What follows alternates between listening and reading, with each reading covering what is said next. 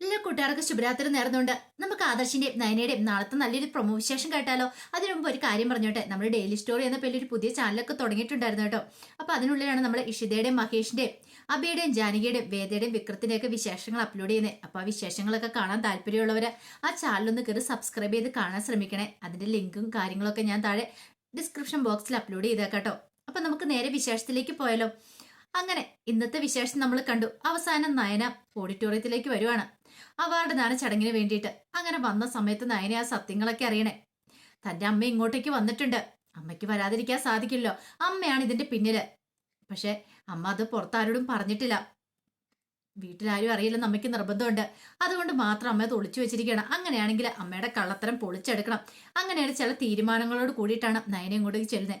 അങ്ങനെ നയന ചെന്ന് കഴിഞ്ഞപ്പോൾ നയനെ അവിടെ സ്വീകരിച്ചിരിക്കുകയാണ്. പിന്നീട് പറഞ്ഞു, അതെ ഇപ്പൊ തന്നെ പ്രോഗ്രാം ഒക്കെ തുടങ്ങട്ടെ മാഡം, ഒരു 10 മിനിറ്റ് ഇവിടെ ഇരിക്കാൻ പറയണം. അങ്ങനെ നയനെ അവിടെ ഇരിക്കുകയാണ്. ഈ സമയത്ത് നയനെ അങ്ങോട്ട് കണ്ണോടിച്ച് നോക്കുവാണ്, അവിടെ എങ്ങനെ അമ്മയുണ്ടോന്ന്. പെട്ടെന്നാണ് നയനെ ആ കാഴ്ച കാണുന്നത്. ദേവേനെ അവിടെ പതുക്കെ മറിഞ്ഞ് നോക്കുന്നുണ്ട്. ഓഹോ, അപ്പൊ അമ്മ ഇവിടെ മറിഞ്ഞ് നോക്കുന്നുണ്ട്. അങ്ങനെ വരട്ടെ കാര്യങ്ങളൊക്കെ. ഇപ്പോഴല്ലേ മനസ്സിലായത്, താൻ ഒരിക്കലും അമ്മയെ കാണരുതെന്ന് അമ്മ വിചാരിക്കുന്നുണ്ട്. അതുകൊണ്ടായിരിക്കും. അങ്ങനെയാണെങ്കിൽ അമ്മേനെ മറന്നേക്ക് പുറത്തേക്ക് കൊണ്ടുവരണം. ഈ അവസരം മാക്സിമം വിനിയോഗിക്കണം. അമ്മയുടെ മനസ്സിൽ എന്താന്നുള്ള കാര്യങ്ങൾ ഒരു പക്ഷെ ഇവിടെ വെച്ച് അമ്മയ്ക്ക് പറയാനായിട്ട് സാധിച്ചിരിക്കും. അത് അറിയാൻ തന്നെ നയനെ തീരുമാനിക്കുകയാണ്. ഇനി ഒരു അവസരം കിട്ടിയെന്ന് വരത്തില്ല എന്നൊക്കെ നയനയുടെ മനസ്സിൽ പല പല ചിന്തകളും ഉണ്ടാകുന്നുണ്ട്. ഈ സമയം കട്ടക്കലിപ്പിലാണ് വീട്ടില് അനാമിക വരുന്നത്. കാരണം അനാമികയ്ക്ക് സഹിച്ചില്ല. ദേവേനയും കൂടെ അങ്ങോട്ടേക്ക് അവാർഡ് ദാന ചടങ്ങിന് പോയെന്നറിഞ്ഞു കഴിഞ്ഞപ്പോഴത്തേനും ഒട്ടും സഹിക്കാൻ പറ്റുന്ന കാര്യമായിരുന്നില്ല. അല്ലേലും വല്യമ്മ ഇത് എന്ത് ഭാവിച്ചാ അങ്ങോട്ടേക്ക് പോയത്, അതിന്റെ വല്ല കാര്യം ഉണ്ടാന്ന് ചോദിക്കുകയാണ്. ജാനകി പറഞ്ഞു, ഇനിയിപ്പോ അവൾ അവാർഡ് സ്വീകരിക്കാതെ തിരികെ പോരുന്ന് കരുതിയിട്ടായിരിക്കും പോയത്. അങ്ങനെ വന്നിട്ടുണ്ടെങ്കിൽ ആദർശ് പിന്നെ അവളുടെ പുറകെ പോകില്ലേ, ഏട്ടത്തി പേടിച്ചിട്ട് പോയതായിരിക്കും എന്ന് പറയാം. ഇത് കേട്ടപ്പോ ജലജ പറഞ്ഞു, അതിനങ്ങനെ പേടിച്ച് എടുത്തി പോകേണ്ട വല്ല കാര്യമുണ്ടോ?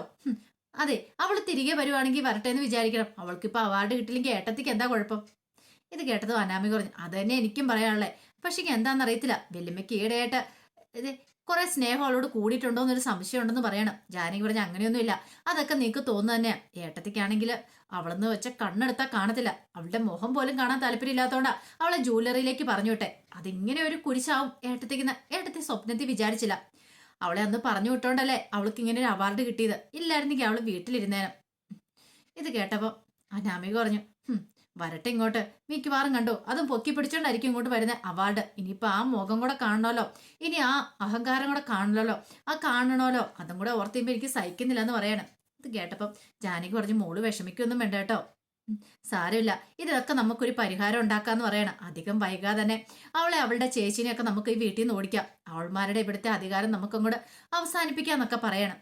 ജലജ പറഞ്ഞു, കുറെ കാലമായി ഇത് പറഞ്ഞുകൊണ്ടിരിക്കാൻ തന്നിട്ട് ഇതുവരെ ആയിട്ട് ഇതിനൊരു ആ അവസാനം വന്നിട്ടില്ലോ. ഓരോ ദിവസം നമ്മൾ പറയുന്നല്ലാതെ നടക്കുന്നില്ല.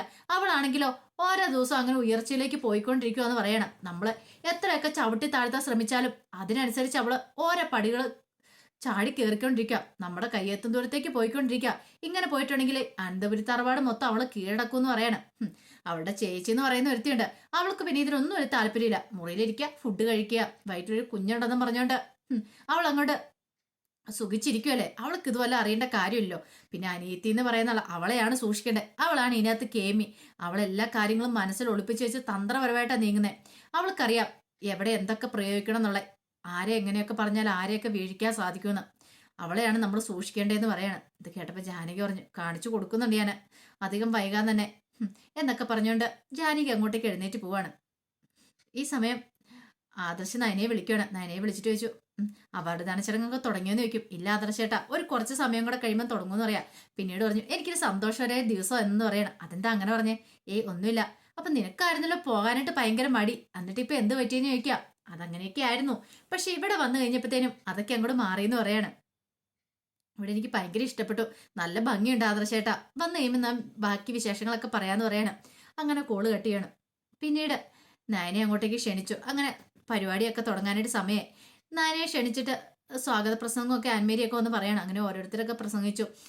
കാരണം ഇന്നത്തെ കാലത്ത് പെൺകുട്ടികൾ സ്വയം പര്യാപ്തത നേടിയിരിക്കണം, സ്വന്തം വരുമാനം കൊണ്ട് ജീവിക്കാൻ പഠിക്കണം, അങ്ങനെയൊക്കെ പറഞ്ഞിട്ട് കുറെ പ്രസംഗങ്ങളും കാര്യങ്ങളൊക്കെ ഉണ്ടായിരുന്നു. കാരണം വുമൺസ് കൾച്ചറൽ സൊസൈറ്റി സംഘടിപ്പിക്കുന്ന അവാർഡാണല്ലോ. അപ്പം സ്ത്രീ ശാക്തീകരണമാണല്ലോ മെയിനായിട്ട് അവർ ഉദ്ദേശിക്കുന്നതൊക്കെ തന്നെ. പെൺകുട്ടികളെ മുൻനിരയിലേക്ക് കൊണ്ടുവരിക, അങ്ങനെ ഒരു ലക്ഷ്യം കൂടെ അവർക്കുണ്ടായിരുന്നു. അങ്ങനെ അതിനെക്കുറിച്ചൊക്കെ കുറെ കാര്യങ്ങളൊക്കെ സംസാരിച്ചു. പിന്നീട് അവളെ ക്ഷണിക്കുകയാണ്, നയനയെ ക്ഷണിക്കുകയാണ്. ഈ സമയത്ത് നയന അങ്ങോട്ട് എഴുന്നേറ്റ് ചെന്നു. നയന അങ്ങോട്ട് ചെന്നിട്ട് ഇങ്ങനെ കാര്യങ്ങൾ പറയാണ്ട് തുടങ്ങുവാണ്. എനിക്ക് ഇന്നിപ്പോൾ ഈ വേദിയിൽ വന്ന് നിൽക്കാനായിട്ട് ഒരു അവസരം കിട്ടിയിട്ടുണ്ടെങ്കിൽ അതിന് കാരണം എൻ്റെ ഭർത്താവിൻ്റെ അമ്മയാന്ന് പറയണം. ഇത് കേട്ടതും ദേവേനി അപ്പുറം നിൽക്കുന്നുണ്ടായിരുന്നു. ദേവേനി ഒരു നിമിഷം ഒന്ന് ഞെട്ടിപ്പോയി. ഇവളെന്താ ഈ പറഞ്ഞു വരുന്നതെന്നുള്ള കാര്യം. കാരണം എന്നെ അകത്തളത്തിൽ ഇരുത്താതെ എന്നെ പുറത്തേക്ക്, എന്നെ കമ്പനിയിലേക്ക് പറഞ്ഞു വിട്ടെ എൻ്റെ അമ്മയാണ്. വീട്ടിലെ ജോലികളെല്ലാം ചെയ്യുന്ന അമ്മയാണ്. അപ്പോൾ ആ സമയത്തൊക്കെ ഞാൻ കമ്പനിയിൽ ജോലി ചെയ്യുക. അതുകൊണ്ട് എനിക്കിങ്ങനെ അവസരം കിട്ടിയത്. ഞാനന്ന് കമ്പനിയിലേക്ക് ഇറങ്ങിയില്ലായിരുന്നെങ്കിൽ ഇങ്ങനെ ഒരു ഡിസൈനിങ് ഒക്കെ വരയ്ക്കാൻ എനിക്ക് സാധിക്കില്ലായിരുന്നു. നയന കളക്ഷൻസ് എന്ന പേരിൽ ഒരു ഡിസൈനിങ് ഉണ്ടാവത്തുമില്ലായിരുന്നു. അതുകൊണ്ടാണ് എനിക്കിങ്ങനെ ഒരു അവാർഡ് കിട്ടിയത് എന്നൊക്കെ പറയാം. അതുകൊണ്ട് ഈ അവസരത്തിൽ ഏറ്റവും നന്ദിയോടെ ഞാൻ എൻ്റെ അമ്മേനെ ഓർക്കണമെന്ന് പറയണം. അമ്മ ഇവിടെ വന്നിട്ടുണ്ടെന്ന് എനിക്കറിയാം. ഈ സമയത്ത് അമ്മേനെ സ്റ്റേജിലേക്ക് വിളിക്കണമെന്ന് ഞാനൊന്ന് അപേക്ഷിക്കുമെന്ന് പറയണം. ഇത് കേട്ടതും പെട്ടെന്ന് തന്നെ ആൻമേരി അങ്ങോട്ടേക്ക് എന്ന് ദേവേനോട് പറഞ്ഞു. ദേ ആൻറ്റി അങ്ങോട്ടേക്ക് വരാൻ പറയണം. ഞാനില്ല മോളെ എന്ന് പറയണം. അതെങ്ങനെ ശരിയാവും? ദേ ആന്റിനെ അങ്ങോട്ട് ആന്റിയുടെ മരുമോൾ ക്ഷണിച്ചു കണ്ടോ? ഇനിയിപ്പോ വരാതിരുന്ന ഇതിൽ പരം ഒരു നാണക്കേട് വേറെ ഇല്ലെന്ന് പറയണം. അതുകൊണ്ട് ആന്റി അങ്ങോട്ടേക്ക് വരാൻ പറയാ. അവസാനം ദേവേനിക്ക് വല്ലാത്തൊരു വിമിഷ്ടമായിപ്പോയി. എന്ത് ചെയ്യണം? അവൾ ക്ഷണിച്ചാണ്. തന്റെ മരുമോൾക്ക് തന്നോട് എത്രമാത്രം സ്നേഹമുണ്ടെന്ന് അവൾ വീണ്ടും വീണ്ടും തെളിയിച്ചുകൊണ്ടിരിക്കുകയാണ്. പോവാനും പോവാതിരിക്കാനും പറ്റാത്ത അവസ്ഥ. ചെന്നിട്ടുണ്ട് തന്റെ കള്ളത്തരങ്ങളൊക്കെ വെളിപ്പെടുവോ എന്നൊരു ചിന്തയൊക്കെ മനസ്സിലുണ്ടാകുന്നുണ്ട്. പിന്നീട് അങ്ങോട്ടേക്ക് ഗ്രേസിയും കൂടെ ഒന്ന് വിളിക്കുകയാണ്. ബാ ദേവേനി വരാൻ പറഞ്ഞിട്ട് വിളിക്കുക. അങ്ങനെ ദേവേനെ അവസാനം സ്റ്റേജിലേക്ക് കയറി ചെല്ലുവാണ്. ചെന്ന് കഴിഞ്ഞപ്പം നയന പറഞ്ഞു, എനിക്കറിയാം അമ്മയുടെ മനസ്സെന്താന്ന്. അമ്മ എന്നെ എത്രമാത്രം സ്നേഹിക്കുന്നുണ്ടെന്ന് അറിയാം. അതുകൊണ്ടാണ് ഈ അവാർഡ് എനിക്കിപ്പോൾ കിട്ടിയെന്ന് പറയണം. പിന്നെ അതിനേക്കാളുപരി അമ്മ ഇപ്പം ജീവനോടെ ഇരിക്കുന്നുണ്ടെങ്കിൽ അമ്മയ്ക്ക് ആ കരളു ഭാഗത്തല്ലെങ്കിൽ പെൺകുട്ടി, അമ്മ ആ പെൺകുട്ടീനെ ഒത്തിരി അധികം സ്നേഹിക്കുന്നുണ്ടെന്ന് അറിയാം. ആ കരളു ഭാഗത്തല്ലെങ്കിൽ പെൺകുട്ടീനെ അമ്മ എത്രമാത്രം സ്നേഹിക്കുന്നുണ്ടെന്നുള്ള കാര്യം എനിക്ക് മാത്രമല്ല വീട്ടിലെല്ലാവർക്കും അറിയാവുന്ന കാര്യമെന്ന് പറയാണ്. ഇത് കേട്ടതും ദേവേനയുടെ കണ്ണൊക്കെ അറിയാതെ നിറഞ്ഞു വന്നു. ദേവേനയ്ക്ക് മനസ്സിലായി. പെട്ടെന്ന് ദേവേന്റെ നയനയുടെ അടുത്തേക്ക് ചെല്ലുവാണ്. നയനയെ കെട്ടിപ്പിടിക്കുകയാണ്. ഒരു നിമിഷം ഹാളിലുള്ള എല്ലാവരും ഞെട്ടിപ്പോയി. അവര് പരസ്പരം പറഞ്ഞു, ഇങ്ങനെ വേണം. അമ്മയും മരുമോളുമായിട്ട് കണ്ടില്ലേ എന്തൊരു സ്നേഹം അവര് തമ്മില്. പിന്നീട് നയനയ്ക്കും ഭയങ്കര സന്തോഷമായിരുന്നു. അമ്മ ഇത്ര പെട്ടെന്ന് തന്റെ അരികിലേക്ക് വരുമെന്ന് നയനെ പ്രതീക്ഷിച്ച കാര്യമില്ല. പിന്നീട് നയന പറഞ്ഞു, എനിക്കൊരു ആഗ്രഹമുണ്ട്. ഈ അവാർഡ് അമ്മയുടെ കയ്യിൽ നിന്ന് ഏറ്റുവാങ്ങണമെന്ന്. അതുകൊണ്ട് അമ്മയുടെ കയ്യിൽ നിന്ന് ഇത് വാങ്ങാൻ തന്നെയാ ഞാൻ ആഗ്രഹിക്കണമെന്ന് പറയാം. ഇത് കേട്ടതും അനൗൺസ് ചെയ്തുകൊണ്ട് ആൻമേരിയെ പറഞ്ഞു, അങ്ങനെയാണെങ്കിൽ അതിന് ഏറ്റവും കൂടുതൽ നന്ദി പറയണ്ടേ ദേവയാനി ആന്റിയോടാന്ന് പറയണം. ആന്റി ഞങ്ങളുടെ കുടുംബ സുഹൃത്തും കൂടെ ആന്ന് പറയണം. പിന്നീട് ദേവയാനിയുടെ കയ്യിലേക്കാണ് അവാർഡ് കൊടുക്കുന്നത്. അങ്ങനെ ദേവയാനിയാണ് നയനയ്ക്ക് അത് സമ്മാനിക്കുന്നത്. നയനയ്ക്ക് ഇതിൽ പരം ഒരു സന്തോഷം വേറെ ഇല്ലായിരുന്നു. പിന്നീട് സമ്മാനമായിട്ട് കൊടുക്കുന്ന ആ ജ്വല്ലറി ബോക്സ് ആയിരുന്നു. ആ ജ്വല്ലറി ബോക്സ് അതും ദേവേനി തന്നെ കൊടുക്കുന്നത്. അങ്ങനെ ആ ജ്വല്ലറി ബോക്സ് തുറന്നിട്ട് അത് നയനയുടെ കഴുത്തിലേക്ക് അങ്ങ് അണിയിക്കണം. ഒരു നിമിഷം നയന അന്തം വിട്ടുപോയി. കാരണം താൻ ഏറ്റവും കൂടുതൽ ആഗ്രഹിച്ച, താൻ നവ്യേച്ചോട് പറഞ്ഞ കാര്യം, ഇങ്ങനെ ഒരു ജ്വല്ലറി കിട്ടുവാണെങ്കിൽ തനിക്ക് ഭയങ്കര ഇഷ്ടമാണെന്നുള്ള കാര്യം, അതിതേ തന്റെ അമ്മായിമ്മ തനിക്ക് സമ്മാനമായിട്ട് തന്നിരിക്കുന്നു. അതേ സങ്കടമായാണ് തന്നിരിക്കുന്നത്. പക്ഷേങ്കിൽ തനിക്ക് ഇഷ്ടമുള്ളതാന്ന് അങ്ങനെ അറിഞ്ഞിട്ടുണ്ടെങ്കിൽ തന്റെ അമ്മയായിരിക്കണം ഇതിന്റെ പിന്നിൽ എന്നുള്ള രഹസ്യം കൂടെ ആ സമയത്ത് നയനെ അറിയുവേണം. അതിനുശേഷം ദേവേനി കുറച്ച് സമയം അവിടെ സംസാരിക്കുന്നത്. പിന്നീട് താഴേക്ക് ഇറങ്ങി വരുവാണ്. ആ സമയത്ത് നയന ദേവേന്റെ അടുത്തേക്ക് വന്നു. ദേവേന്റെ അടുത്ത് നിന്നിട്ട് ദേവേനെ കെട്ടിപ്പിടിക്കുകയാണ്. ഈ സമയം നയനോട് ദേവേനോട്, നീ എന്നെ തോൽപ്പിച്ച് കളഞ്ഞല്ലോ മോളെ, ഞാൻ ഇത്രയ്ക്കൊന്നും പ്രതീക്ഷിച്ചില്ല എന്ന് പറയണേ. എനിക്കറിയാം അമ്മേ, അമ്മയുടെ മനസ്സ് എനിക്കറിയാം. അമ്മ എന്നെ എത്രമാത്രം സ്നേഹിക്കുന്നുണ്ടെന്ന് എനിക്കറിയാം. കുറച്ച് നാളായിട്ട് ഞാനിത് കണ്ടുകൊണ്ടിരിക്കുമായിരുന്നു. അമ്മ എത്രത്തോളം വരെ പോവാന്ന് അറിയാൻ വേണ്ടിയിട്ടാണ് ഞാൻ ഒന്നും മിണ്ടായിരുന്നെന്ന് പറയാണ്. ഇത് കേട്ടപ്പോൾ ദേവേന് പറഞ്ഞു, നിങ്ങളെല്ലാവരും കൂടെ എന്നെ കുറെ പറ്റിച്ചില്ലേ, അതുകൊണ്ടാണ് ഞാൻ പിന്നെ ഒന്നും പറയായിരുന്നേ. പക്ഷെ ഒരു കാര്യമുണ്ട് മോളെ, നമ്മൾ രണ്ടുപേരും ഒന്നിച്ച കാര്യം ആരും അറിയരുതെന്ന് പറയണം. ഇത് കേട്ടപ്പോൾ നയന പറഞ്ഞു, ഇല്ലമ്മേ, ഞാൻ ആരോടും പറയില്ല എന്ന് പറയണം. ദേവേന് പറഞ്ഞു, മോളുള്ളതുകൊണ്ടാണ് ഞാനിപ്പം ജീവനോടെ ഇരിക്കുന്നത്, അല്ലെങ്കിൽ ഞാനിപ്പം ജീവനോടെ പോലും കാണില്ലായിരുന്നു പറയാ. ഇത് കേട്ടപ്പോൾ നയന പറഞ്ഞു, അങ്ങനെയൊന്നും പറയല്ലേ അമ്മേ, അമ്മയ്ക്ക് അറിയാലോ ആ കുടുംബത്തിൽ ഞാൻ ഏറ്റവും കൂടുതൽ ഇഷ്ടപ്പെടുന്ന ആരെയൊക്കെയാണ്, മുത്തശ്ശനും മുത്തശ്ശീനെയും ആദർശേട്ടനും അമ്മേനെയൊക്കെയാണ്. അത് എത്രയാന്ന് പറഞ്ഞാലും അമ്മ എന്നെ എത്ര ദ്രോഹിച്ചെന്ന് പറഞ്ഞാലും എൻ്റെ മനസ്സിൽ നിന്ന് അത് പോകത്തില്ല ഇഷ്ടം.